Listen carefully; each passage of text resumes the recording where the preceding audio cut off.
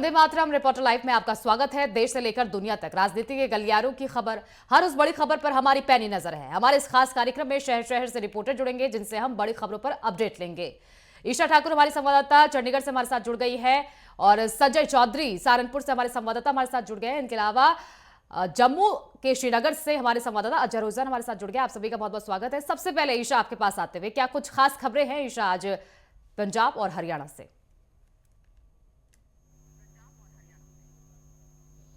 देखिए, अगर पंजाब के लिहाज से बात करें तो अभी जिस तरीके से विधानसभा चुनाव के लिए समय बहुत ज़्यादा है, 1 साल का वक्त है, लेकिन तैयारियां अभी से जोरों पर हैं और कांग्रेस की अंतर्कलह बीते कुछ दिनों से सामने नजर आ रही है। और ऐसे में अब कांग्रेस आला कमान की तरफ से पंजाब कांग्रेस की अहम बैठक 23 तारीख को दिल्ली में बुलाई गई है और इस बैठक की अध्यक्षता राहुल गांधी स्वयं करेंगे और साथ ही साथ कांग्रेस के जो राष्ट्रीय अध्यक्ष हैं मल्लिकार्जुन खड़गे, उनकी तरफ से की जाएगी।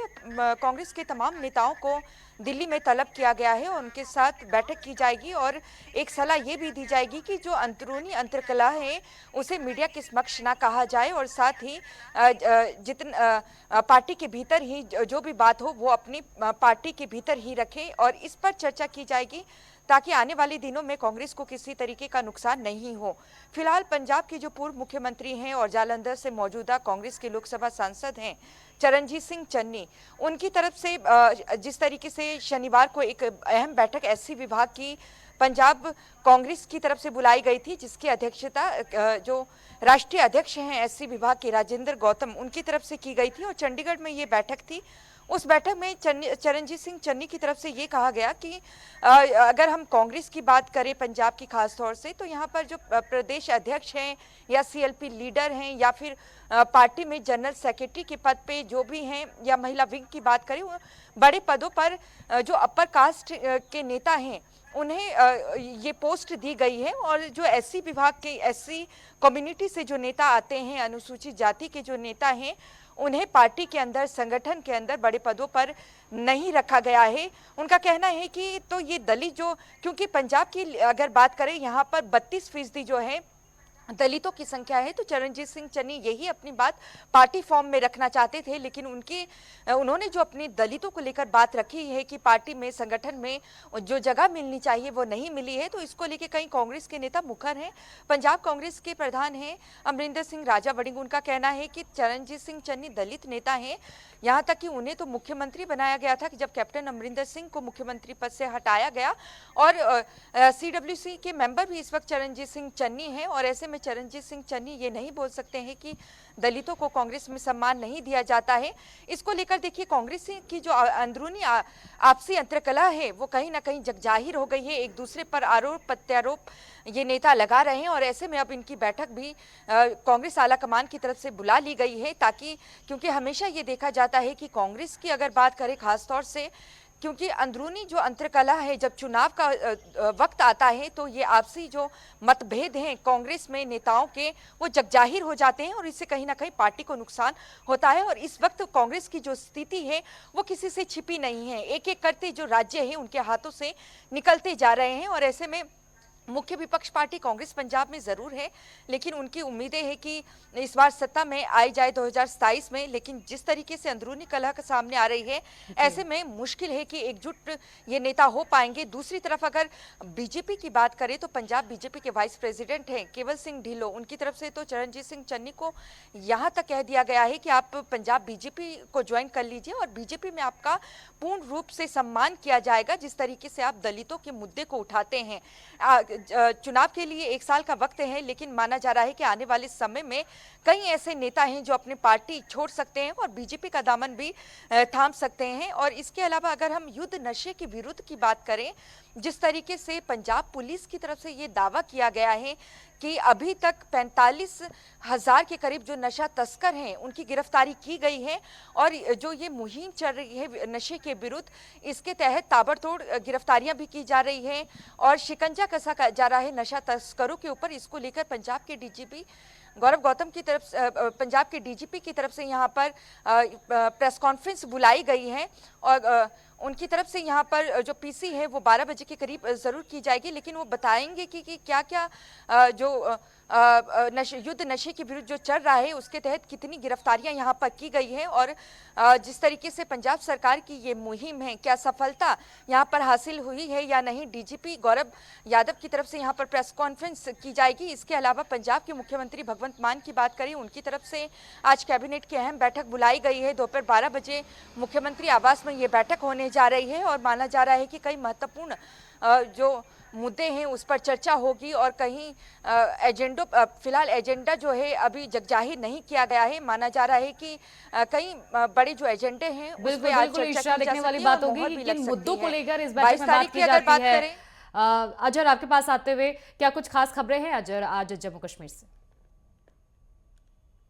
बात करें सबसे पहले हम जो आने वाले जो फरवरी में जो बजट सेशन है 2025-26 के हवाले से जो तमाम तर जो तैयारियां हैं वो मुकम्मल हुई है, लेकिन दूसरी जानिब से जो चीफ मिनिस्टर उमर अब्दुल्ला की सरकार की जानिब से जो प्री बजट सेशन का जो सिलसिला है वो लगातार जारी है। दरअसल ये प्री बजट सेशन जो है मुख्तलिफ डिपार्टमेंट की कारकर्दगी या उनके आने वाले समय में किस तरीके की उनकी रणनीति होगी, क्या क्या प्रोग्राम्स होंगे, उस हवाले से लगातार ये जो सेशंस है, ये प्री बजट सेशंस है, इनकी मीटिंग अमल में लाई जा रही थी ताकि जो टारगेट होगा 2026 का जो टारगेट है वो बजट सेशन में दिया जाएगा। और जो 2025 में जो कारकर्दगी हुई है जिसमें पर्टिकुलरली जो एग्रीकल्चर, हॉर्टिकल्चर या बाकी जितने भी विभिन्न विभाग हैं उनकी पूरी तरीके से एक मीटिंग, जायजा मीटिंग, और उसके बाद में रिपोर्ट, और रिपोर्ट के बाद में बाज़ाब्ता तौर में फेब 2 से ये बजट सेशन स्टार्ट होगा। और इस पे सबसे पहले जो एलजी मनोज सिन्हा के द्वारा जो है 2 फेब से सबसे पहले वो खिताब करेंगे बजट सेशन के ऊपर, और उसके बाद में डिस्कशन होगा, फिर चीफ मिनिस्टर उमर अब्दुल्ला जो है वो बजट पेश करेंगे। तो ये जो है मीटिंगें हैं जो लगातार जारी है। दूसरी खबर की अगर हम बात करें, सियासत गलियारों की बात करें, तो लगातार जो है सियासत जम्मू कश्मीर में गरमाई हुई है।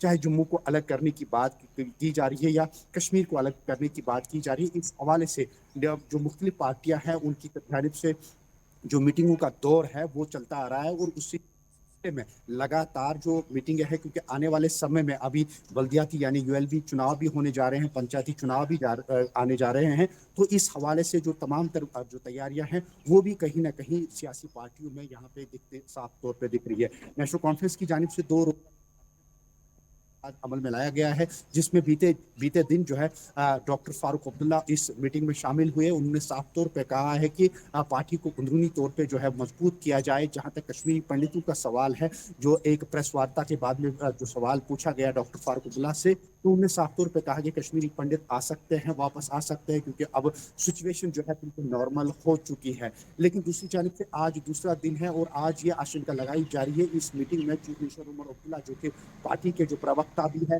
वो आज की इस मीटिंग में शामिल होंगे, और क्या कुछ सामने आता है, क्या कुछ खिताब करेंगे वर्कर्स के साथ में, और उसके बाद में क्या प्रेस कॉन्फ्रेंस से क्या बात हो सकती है, इसका इंतजार रहेगा। तीसरी खबर की अगर हम बात करें, जिस तरीके से मैं लगातार बोल रहा हूँ कि सियासी गलियारों में जो बिल्कुल हलचल मची हुई है, भाजपा की ओर से विभिन्न इलाकों में जो है जो संकल्प जो है वो किया जा रहा है। जिस तरीके से 2019 के बाद में जम्मू कश्मीर के जो बदलती एक शक्ल है वो साफ तौर पे दिख रही है, हालात जो सामान्य तौर पे दिख रही है, इनको लोगों के जानिब से जो है वो पहुंचाया जा रहा है। और साथ ही साथ जो गारंटी एक्ट है, रोजगार गारंटी एक्ट है, और डिफरेंट जो सेंटर की जानिब से, सेंट्रल गवर्नमेंट की जानिब से जो स्कीमें लाई गई है पर्टिकुलरली जम्मू कश्मीर के लोगों के लिए, लोगों तक पहुंचाने की यहाँ पे कोशिश की जा रही है। बीते दिन हमने भी देखा कि भाजपा की जानिब से दक्षिणी कश्मीर कुलगाम में भारी संख्या में यहाँ पे एक जनसभा हुई, और इस जनसभा में काफ़ी सारे जो नए चेहरे यानी काफ़ी सारे लोगों ने इसमें जो है ज्वाइनिंग की, जिसमें काफ़ी जो महिलाएं भी थी, बुजुर्ग भी थी और युवा भी इसमें शामिल हुए। और कहीं ना कहीं इस सभा के बाद में कहीं जो सियासी गलियारियां हैं उनमें हलचल मची हुई है। तीसरी खबर की ठीक है अजहर, इसी पर आपसे ज्यादा जानकारी लूंगी। हमारे साथ संजय भी जुड़े हैं, उनसे भी ज्यादा जानकारी ले लेंगे। उपेंद्र सिंह राणा हमारे संवाददाता देहरादून से हमारे साथ जुड़ गए, उनसे भी ज्यादा जानकारी लूंगी। लेकिन संजय, आपके पास आते हुए क्या कुछ खास खबरें हैं सहारनपुर से आज? संजय, की जाए तो सहारनपुर से आज इस वक्त की बड़ी खबर है कि एक घर में, सरसावा में एक घर में 5 लोगों की गोली लगे शव मिले हैं। तो जैसे ही यह खबर मिली है, पूरे इलाके में, पूरे जिले में हड़कंप मच गया है। सारे अधिकारी मौके पर मौजूद हैं।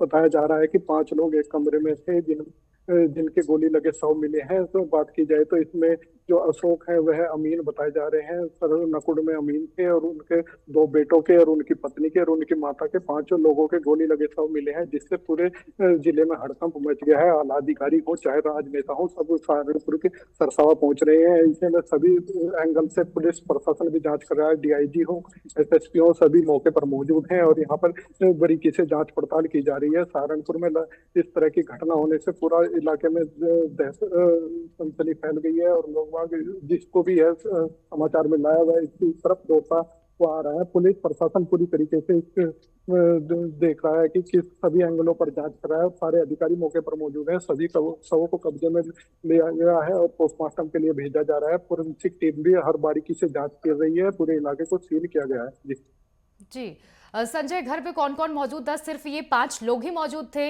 या फिर कोई अन्य भी मौजूद था? जो आस पड़ोस के लोग हैं उनकी तरफ से क्या कुछ बयानबाजी दी गई है इस पूरे मामले को लेकर जब पुलिस ने पूछताछ की उनसे?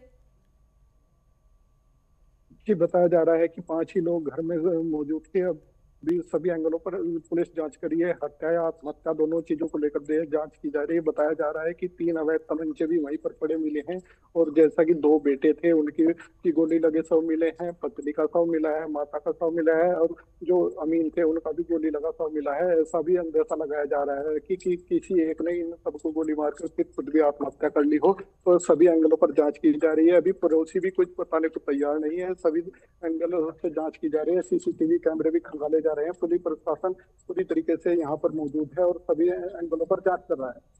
बिल्कुल संजय, जिस समय ये बड़ा हादसा हुआ क्या किस समय ये हुआ? रात के समय हुआ है या फिर दिन में? और आस पड़ोस के लोग कहाँ थे? क्योंकि गोली अगर मारी गई है, खुदकुशी भी की गई है तो आवाज उसकी आती है। जी देखिए, सहारनपुर में ये जल्द सुबह का मामला बताया जा रहा है। सुबह ही उसके बाद जैसे ही गोली की आवाज सुनाई दी तो पड़ोसियों ने तुरंत पुलिस को फोन ठीक है, घर के अंदर दिखाया कि कमरे में शव थे। जी बिल्कुल। उपेंद्र, आपके पास आते हुए क्या कुछ खास खबरें उपेंद्र आज उत्तराखंड से?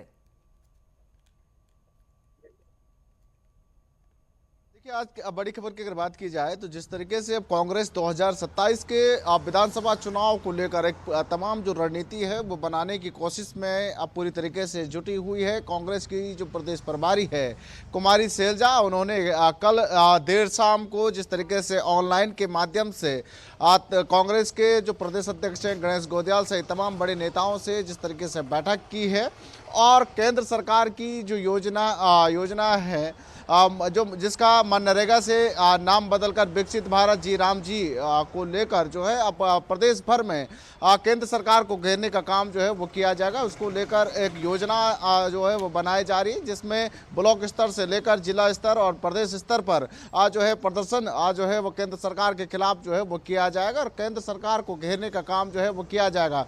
उसके साथ ही जो मनरेगा था जिसका नाम अब विकसित भारत जी राम जी जो है वो सरकार की ओर से किया गया, केंद्र सरकार की ओर से, उसमें कितनी त्रुटियां हैं, क्या कुछ खामियां उसकी हैं, उन खामियों को जो है वो जनता के बीच रखेंगे और साथ ही मनरेगा में जिस तरीके से जो फायदा गरीबों को जिस तरीके से आर्थिक तौर पर जो मिला था उसको लेकर जो है जनता को जागरूक करने की कोशिश जो है वो की जाएगी। इसको लेकर पूरी रणनीति जो है वो कांग्रेस की ओर से जो है वो बनाई जा रही है और पूरी तैयारी जो है कांग्रेस की ओर से जो है वो की जा रही है। दूसरी बड़ी खबर की अगर बात की जाए तो आज जिस तरीके से भाजपा के राष्ट्रीय अध्यक्ष का जो है का नाम जिस तरीके से जो घोषित जिस तरीके से हो गया है और आज नितिन नवीन जिस तरीके से जो है आज राष्ट्रीय अध्यक्ष का पदभार संभालेंगे, वहां पर मुख्यमंत्री पुष्कर सिंह धामी भी पहुंचे हुए हैं और तमाम उत्तराखंड के जो 5 सांसद हैं और तमाम जो बड़े पदाधिकारी भाजपा के हैं वो वहां पर पहुंचे हुए हैं और माना यह जा रहा है कि उनके अध्यक्ष का पदभार ग्रहण करने के बाद आज जो है वो संगठन स्तर पर बैठक भी वहां पर जो है वो भाजपा की होगी और कई सारे बिंदुओं पर वहां पर जो है वो चर्चा की जाएगी। माना यह भी जा रहा है कि उत्तराखंड संगठन को लेकर भी चर्चा और बातचीत जो है वो की जा सकती है। जिस तरीके से यहाँ पर मंत्रिमंडल का विस्तार होना है उनको लेकर भी चर्चा हो सकती है। साथ ही साथ संगठन स्तर में भी कुछ बड़े बदलाव किए जा सकते हैं, उसको लेकर भी जो है बैठक जो है वो की जा सकती है। हालांकि भाजपा के प्रदेश अध्यक्ष से लेकर मुख्यमंत्री पुष्कर सिंह धामी जो है वो दिल्ली दौरे पर है, वहाँ पर जो है वो वहाँ पर बैठक में शामिल जो है वो होंगे। तीसरी बड़ी खबर की अगर बात की जाए तो केंद्रीय गृह मंत्री अमित शाह कल हरिद्वार दौरे पर रहेंगे। जिस तरीके से जो हरिद्वार में तमाम चाक चौबंद जो व्यवस्था है, सुरक्षा व्यवस्था जो है वो चाक चौबंद जो है वो वहाँ पर की गई है। हरिद्वार के बाद अमित शाह जो है वो ऋषिकेश में भी जाएंगे और माना जा रहा है वहाँ पर संतों से मुलाकात जो है वो अमित शाह करेंगे। 2027 के विधानसभा चुनाव से पहले जिस तरीके से पूरी रणनीति जो है वो चल रही है, साथ ही साथ जो संत हैं और जो हरिद्वार में तमाम जा रहे जो संत हैं उनसे जो मुलाकात जिस तरीके से जो की जाएगी, तो ऐसे में एक मैसेज देने की कोशिश जो है वो अमित शाह की ओर से किया जाएगा कि किस तरीके से जो है वो सरकार जो है वो काम कर रही है और क्या क्या कुछ योजनाएं सरकार की जो चल रही है, इन तमाम चीज़ों और एक बार फिर से संतों को एकजुट करने की कोशिश जो है वो की जा रही है। क्योंकि एक बहुत बड़ा वोट बैंक जिस तरीके से जो है उत्तराखंड में नहीं पूरे देश भर में संतों के जिस तरीके से जो रहते हैं उनको जो है एक करने की कोशिश जो है वो की जा रही है। तो ऐसे में संतों से भी मुलाकात जो है और यहाँ पर अमित शाह जो है वो कल करेंगे। उसको लेकर तमाम सुरक्षा व्यवस्था चौक चौबंद जो है वो की गई है। तमाम चप्पे चप्पे पर पुलिस प्रशासन जो है वो तैनात किए गए हैं और तमाम जगहों पर सुरक्षा एजेंसियां जो है वो जांच जो है वो कर रही है। ठीक है, ठीक है। उपेंद्र, आपके पास लौटूंगी। राघवेंद्र प्रताप सिंह हमारे स्टेट हेड यूपी से हमारे साथ जुड़ गए हैं। राघवेंद्र, क्या कुछ खास खबरें हैं आज उत्तर प्रदेश से? उत्तर प्रदेश की खास खबरों की बात कर लें तो एक महत्वपूर्ण निर्णय कोर्ट का आया है, जहां पे अवैध मदरसे अब बंद नहीं होंगे। जिस तरह से मान्यता प्राप्त मदरसे चल रहे हैं उसी तरह से गैर मान्यता प्राप्त मदरसे भी चलते रहेंगे। इतना ज़रूर है कि जो भी गैर मान्यता प्राप्त मदरसे होंगे उनको सरकार से फंडिंग नहीं मिलेगी। एक तरह से जिस तरह से शासकीय और शासकीय विद्यालय चलते हैं उसी की तर्ज पे ये गैर मान्यता प्राप्त मदरसे भी चलते रहेंगे। वहीं बहराइच की बात कर लें तो बहराइच में अस्पताल की ज़मीन पे जिस तरह से अवैध मदरसे बनाए गए थे तो लगभग 5 मदरसों पर बुलडोजर की कार्रवाई हुई है और उनको तोड़ दिया गया है। वहीं लखनऊ की बात कर लें तो 86वां अखिल भारतीय पीठासीन सम्मेलन जो चल रहा है आज उसका दूसरा दिन है। इसमें लोकसभा अध्यक्ष ओम बिरला, राज्यसभा के उपसभापति समेत तमाम गणमान्य यहाँ आए हुए हैं और 3 दिवसीय ये कार्यक्रम लखनऊ की विधानसभा में चल रहा है। इसके अलावा हम कोडिन कफ सिरप की बात कर लें तो कोडिन कफ सिरप पे भी लगातार ईडी और एसटीएफ की कार्रवाई देखने को मिली है। तमाम गिरफ्तारियां और होती जा रही हैं। वहीं लखनऊ के केजीएमयू के धर्मांतरण की बात कर लें, जिस तरह से डॉक्टर रमीज की गिरफ्तारी हुई, पूछताछ में जिस तरह से सुराग लगे, उसमें 24 घंटे की रिमांड पुलिस ने ली है और 24 घंटे की रिमांड पे डॉक्टर रमीज से काफ़ी पूछताछ की जा रही है और ऐसी चर्चा है कि हो सकता है कि वहाँ के एचओडी और अन्य जो भी डॉक्टर हैं उन पे भी कार्रवाई देखने को मिले। वहीं वाराणसी के मणिकर्णिका घाट की बात कर लें तो जिस तरह से मूर्तियों के तोड़े जाने की बात सामने आई थी उसको लेकर सरकार के तरफ से खंडन किया गया था कि ये विकास का कार्य चल रहा है और किसी भी मूर्ति को खंडित नहीं किया जाएगा। अगर कोई मूर्ति हटाई भी जाती है तो उसको फिर से स्थापित करने का काम किया जाएगा। लेकिन कांग्रेस प्रदेश अध्यक्ष अजय राय लगातार भारतीय जनता पार्टी पे हमलावर हैं। वहीं आम आदमी पार्टी नेता संजय सिंह भी हमलावर हैं और आम आदमी पार्टी का आज लखनऊ में इस को लेकर के विरोध प्रदर्शन भी है। एक तरह का सांकेतिक विरोध प्रदर्शन आम आदमी पार्टी की तरफ से किया जाएगा। इसके अलावा हम बात कर लें प्रयागराज महाकुंभ की तो प्रयागराज माघ मेले की, तो माघ मेले की तैयारियों में उस समय थोड़ा सा ठेस लगा जब स्वामी मुक्तेश्वरानंद के काफिले को जब रोका गया, उनको स्नान नहीं करने दिया गया। उसको लेकर के जिस तरह की तू मैं की बातें सामने आई थी, अब मेला प्रशासन की तरफ से उनको नोटिस चस्पा की गई है कि आप कैसे शंकराचार्य लिखते हैं, इसको सिद्ध करिए। तो एक तरह से कहा जा सकता है कि दोनों का विवाद बढ़ता जा रहा है। हालांकि माघ मेले में सरकार की तरफ से तमाम तैयारियां की गई हैं। जो भी श्रद्धालु आ रहे हैं उनके आने जाने रहने के लिए रैन बसेरे और इसके अलावा जो भी व्यवस्थाएं मेला प्राधिकरण की तरफ से हो सकता है उसको की जा रही है। वहीं हम कांग्रेस के कद्दावर नेता राहुल गांधी की बात कर लें तो राहुल गांधी अपने 2 दिवसीय दौरे पर रायबरेली हैं। रायबरेली में आज क्रिकेट टूर्नामेंट का उद्घाटन करेंगे। तमाम अन्य कार्यों का और जो भी सांसद नीति के तहत कार्य हैं उनकी समीक्षा बैठक करेंगे। तो कहा जा सकता है कि कांग्रेस का राहुल गांधी का लगातार रायबरेली का बार दौरा ये दिखाता है कि 2027 का जो चुनाव होगा उस पर कांग्रेस पूरी दमखम से लड़ने की तैयारी कर रही है। बिल्कुल बिल्कुल, अभी सभी पार्टियां जुड़ गई हैं चुनाव की तैयारी में। लेकिन राघवेंद्र, जिस तरीके से आपने बताया कि माघ मेले में जो अभी मुक्तेश्वरानंद को लेकर जो बहसबाजी हुई थी संतों के बीच में और पुलिसकर्मियों के बीच में, लेकिन अब ये मामला थमने का नाम नहीं ले रहा है। अब सीधा मेला प्राधिकरण ने ये कह दिया है कि जो शंकराचार्य की उपाधि आप इस्तेमाल करते हैं वो कैसे करते हैं, 24 घंटे में इसका जवाब दीजिए। इस तरह के तमाम सवाल उन पर खड़ा कर दिए हैं। अब उनकी मुश्किलें बढ़ने वाली है। बिल्कुल, वैसे तो स्वामी मुक्तेश्वरानंद का विवादों से पुराना नाता रहा है। जब अखिलेश यादव की सरकार थी उस समय भी वाराणसी में पुलिसकर्मियों ने इन पर लाठीचार्ज किया था। वो वीडियो इस समय भी सोशल मीडिया पे वायरल हो रहे हैं। इसके अलावा पिछली बार महाकुंभ में भी ये विवाद खड़ा कर दिए थे। इसके अलावा इस समय माघ मेले में हालांकि प्रत्यक्षदर्शियों का, पुलिसकर्मियों का स्पष्ट कहना है कि संगम नोच में उस समय पैर रखने की जगह नहीं थी। बहुत हजारों लाखों की संख्या में वहाँ भीड़ थे और लाखों की भीड़ को देखते हुए निवेदन किया गया था कि आप पैदल मार्ग से कुछ लोगों के साथ, अपने कुछ श्रद्धालुओं के साथ, जो भी आपके भक्त हैं उनके साथ जाइए। अगर 200-400 लोगों के साथ जाते हैं तो भगदड़ मच सकती है। और इसको लेकर उन्होंने इसका विरोध किया था कि नहीं, हम पालकी में ही जाएंगे। और इस तरह का विरोध जब और आगे बढ़ता हुआ तब दिखाई दे दिया जब उनको मेला प्राधिकरण की तरफ से नोटिस चस्पा कर दी गई। और बात सही भी है कि 4 शंकराचार्यों में इनका नाम तो नहीं आता है। आखिर अगर शंकराचार्य लिख रहे हैं तो उनको ये बताना होगा। अगर मेला प्राधिकरण कह रहा है कि ये उपाधि आप कैसे धारण किए हुए हैं, किस तरह से लिख रहे हैं और सारी आपकी जो गतिविधियां इस पदनाम को लेकर के जब चल रही हैं, तो इसको आप बताइए कि कैसे आप हैं। अब स्वामी मुक्तेश्वरानंद की जिम्मेदारी बनती है कि वो इसको बताने का काम करें कि हाँ, हम किस तरह से शंकराचार्य हैं या नहीं है।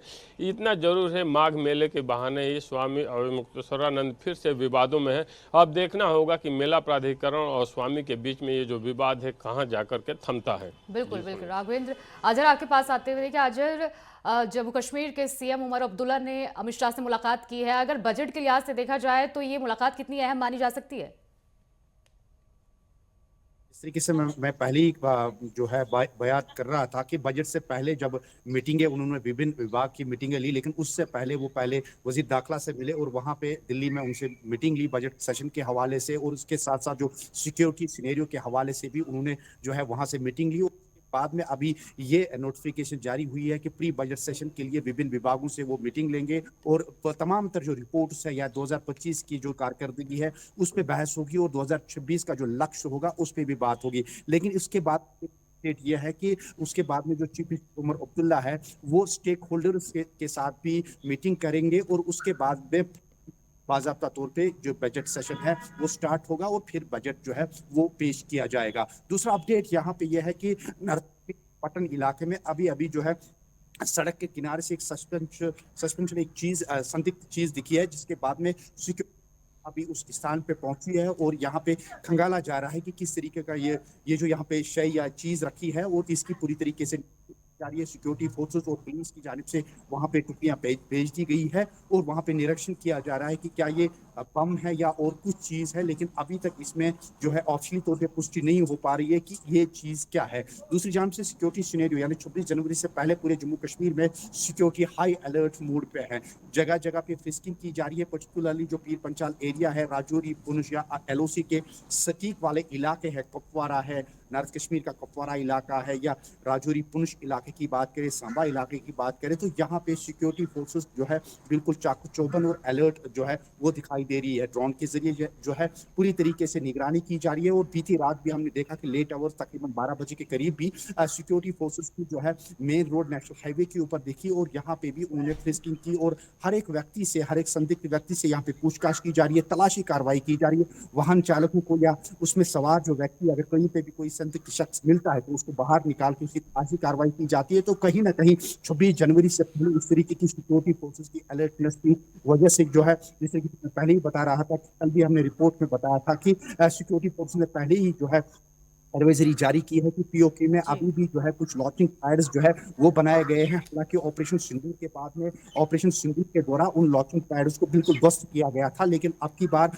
फिर से उनको रिहेबिलिटेट करने की यहाँ पे कोशिश की जा रही है और ये कोशिश की जा रही है कि घुसपैठ करने की यहाँ पे कोशिश की जा रही है। और इस हवाले से भी सिक्योरिटी फोर्सेस तमाम तर जो जम्मू कश्मीर में वो अलर्ट दिखाई दे रही है। अगर हम मौसम की बात करें तो मौसम में बिल्कुल जम्मू कश्मीर में ड्राई स्पेल का जो सिलसिला है वो लगातार जारी है और कठोर वाली सर्दी जिसे चिले कलान बोलते हैं यहाँ पे, उसका भी बिल्कुल भी असर नहीं हो रहा है। लेकिन दूसरी जानब से जो वेदर डिपार्टमेंट की ओर से एडवाइजरी जारी की गई है 22 से 24 जनवरी तक जो है हैवी स्नोफॉल देखने को मिल पाएगी। लेकिन अब की बार देखेंगे कि लोग क्या वाकई तौर पे 22 जनवरी को स्नोफॉल होगी, इसका भी इंतजार रहेगा। क्योंकि जम्मू कश्मीर में काफ़ी सारे जो बड़े दरिया है, जिसमें दरियाई जहलम है, दरियाई नुबर है, दरियाई विशु है, वो भी श्रिंक होते दिखाई दे रहे हैं। उनमें भी वो काफ़ी सारे जो ड्राई है वो चल रहे हैं, क्योंकि इस बार बारिश और बर्फबारी जो है वो ना के बराबर हुई है। बिल्कुल बिल्कुल अजहर, इस बार देखा जाए तो क्लाइमेट चेंजेस की वजह से पर्यटकों को काफी निराशा भी हुई है। आप सभी का बहुत बहुत शुक्रिया इन तमाम जानकारी को हमारे साथ साझा करने के लिए।